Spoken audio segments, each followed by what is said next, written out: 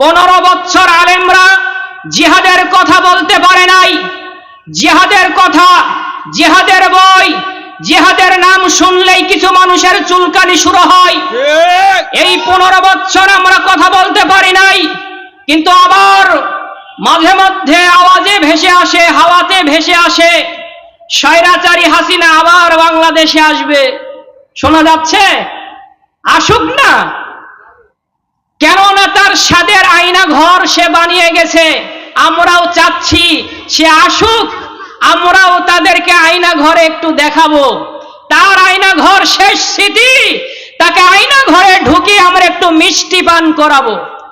আমাদের মনের ইচ্ছা, আলেমদেরকে ডান্ডা বেড়ি পড়িয়ে আয়না ঘরে ঢুকানো হয়েছিল, সাধারণ মানুষকে নির্যাতন করা হয়েছে।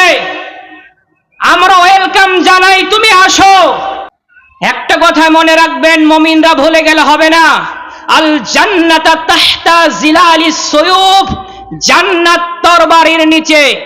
আমরা সারা জীবন শুনে গেছি জান্নাত মায়ের পায়ের নিচে, জান্নাত এই আমলে, জান্নাত ওই আমলে।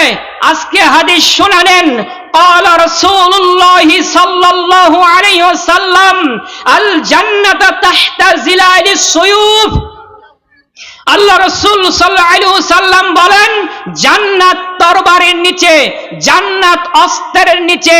প্রয়োজন হলে পরিস্থিতির শিকারে মুমিনরা হাতে তরবারি তুলবে, মুমিনরা হাতে রাইফেল তুলবে, মুমিনরা হাতে বম তুলবে।